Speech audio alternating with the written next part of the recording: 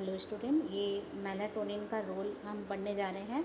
Role of melatonin. Melatonin जो है एक हार्मोन है ना, और ये मुख्यतः पाइनल ग्लैंड के द्वारा सिक्रीट होता है। इसे डार्कनेस हार्मोन भी कहते हैं, है ना, डार्कनेस हार्मोन कहते हैं। और इसका जो प्रोडक्शन है वो अंधेरे में बढ़ता है और लाइट में क्या हो जाता है, कम हो जाता है। ठीक है, अब मेलाटोनिन का इंपॉर्टेंट रोल क्या है? मेलाटोनिन का इंपॉर्टेंट रोल है सर्केडियन रिदम का कंट्रोल करना। ये क्या करता है बच्चों? सर्केडियन रिदम का कंट्रोल करता है। जो 24 घंटे का हमारे बॉडी का जो साइकिल होता है उसको ये कंट्रोल करता है। तो मेलाटोनिन जो है वो शरीर की बायोलॉजिकल क्लॉक को कंट्रोल करता है। यह दिन और रात के जो चक्र हैं उसके अनुसार सोने जागने का जो समय है वो निर्धारित करता है, डिटरमाइन करता है। और अंधेरे में मेलाटोनिन का जो लेवल है वो बढ़ता है, जो कि नींद के लिए स्टिमुलेट करता है, प्रेरित करता है, इंड्यूस करता है ना। और प्रकाश में इसका लेवल जो है वो घटता है, जिससे शरीर जागने के लिए रेडी हो जाता है। मतलब लाइट में इसका लेवल जो है वो बढ़ता है और डार्क में इसका लेवल जो है, लाइट में इसका लेवल जो है वो घटता है और डार्क में इसका लेवल जो है वो बढ़ता है। ठीक है बच्चों, तो नींद की गुणवत्ता सुधारना, इम्प्रूविंग स्लीप का अच्छी गुणवत्ता अगर हम चाहते हैं तो मेलाटोनिन जो है वो नींद आने में हेल्प करता है और अनिद्रा जैसी समस्याओं के उपचार के लिए भी इम्पॉर्टेंट होता है। ये शरीर को रात में गहरी और अच्छी नींद देने के लिए काम करता है। देने का काम जो है वो कौन करता है? मेलाटोनिन करता है। इम्यून सिस्टम को मजबूत बनाना, बूस्टिंग इम्यूनिटी। बूस्टिंग इम्यूनिटी का मतलब है बच्चों कि मेलाटोनिन जो है एंटीऑक्सीडेंट गुणों वाला हार्मोन है ना। एंटीऑक्सीडेंट पाया जाता है और ये सेल्स को ऑक्सीडेटिव स्ट्रेस और फ्री रेडिकल से बचाने में भी हेल्प करता है। और यह इम्यून सिस्टम को मजबूत बनाकर बीमारियों से लड़ने की क्षमता जो है उसको बढ़ाता है। फिर उसके बाद आता है बच्चों हार्मोनल रेगुलेशन। हार्मोनल रेगुलेशन जो है ये मेलाटोनिन तथा अन्य हार्मोन जैसे प्रजनन हार्मोन को प्रभावित करता है ना। और यह महिलाओं के मासिक चक्र और प्रजनन क्षमता, मतलब मेंस्ट्रुअल साइकिल और फर्टिलिटी को भी इफेक्ट डालता है। कौन बच्चों? मेलाटोनिन हार्मोन के इफेक्ट्स। Anti ageing. मेलाटोनिन जो है, मेलाटोनिन कोशिकाओं की एजिंग की जो प्रक्रिया है इसको धीमा करने में एक इम्पॉर्टेंट रोल जो है वो प्ले करता है।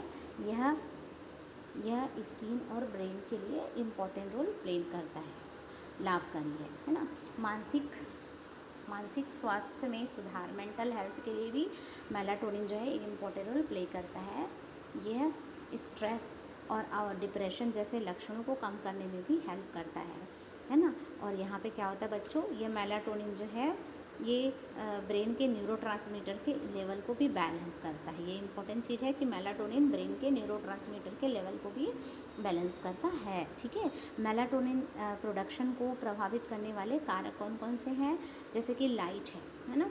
रात में अत्यधिक जैसे आर्टिफिशियल जो लाइट है उसका इस्तेमाल करने से भी जो मेलाटोनिन का प्रोडक्शन है वो क्या हो जाता है, कम हो जाता है। आहार, ट्रिप्टोफैन युक्त खाद्य पदार्थ जैसे मेलाटोनिन उत्पादन में मदद करते हैं। ट्रिप्टोफैन युक्त जो फूड प्रोडक्ट हैं वो हमें यूज़ करना चाहिए। उम्र बढ़ने के साथ मेलाटोनिन का उत्पादन जो है वो कम होने लगता है। मेलाटोनिन सप्लीमेंट्स का यूज़ कहाँ पे हम करते हैं? अनिद्रा में करते हैं, जब नींद नहीं आती है। जेट लैग इफ़ेक्ट में करते हैं। शिफ्ट वर्क है ना, shift work, sleep disorder, melatonin supplements का उपयोग किया जाता है क्योंकि ये डार्क हार्मोन है।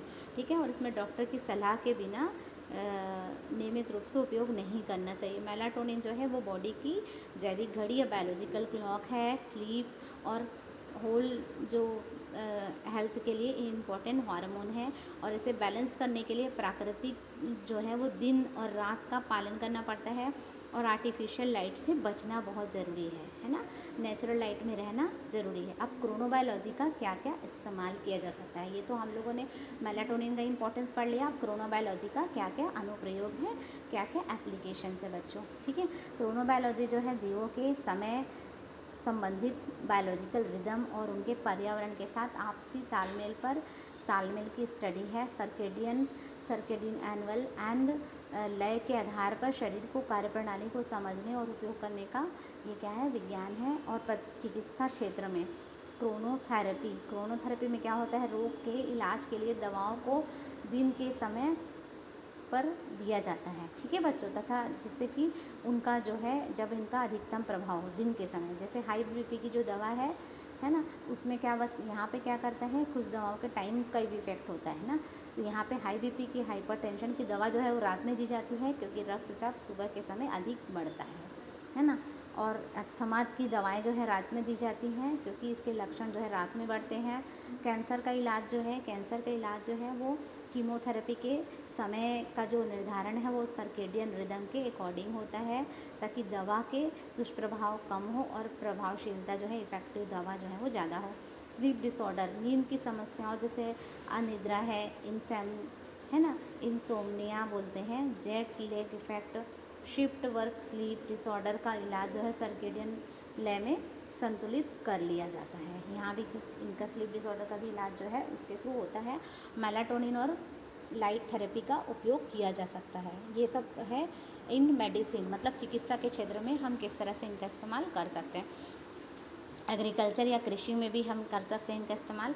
जैसे फसल में जो प्लांट्स हैं उनकी ग्रोथ, उनका रिप्रोडक्शन, उनके सर्केनुअल और सर्केडियन जो रिदम्स हैं, है ना, उसके लिए कंट्रोल किया जा सकता है। फोटोपीरियोडिज्म जो है उसके लिए यहाँ पे काम किया जा सकता है। फसल को सही समय पे बोने और काटने की योजना बनाई जाती है ना। और पशुपालन में जानवरों की प्रजनन क्षमता और दुग्ध उत्पादन में सुधार के लिए जैविक लयों का अध्ययन किया जाता है। जैसे वर्क प्लेस है, वर्क प्लेस में भी शिफ्ट वर्क मैनेजमेंट, रात की शिफ्ट में काम करने वाले कर्मचारियों की उत्पादकता और स्वास्थ्य को बनाए रखने के लिए सर्केडियन रिदम का उपयोग किया जा सकता है।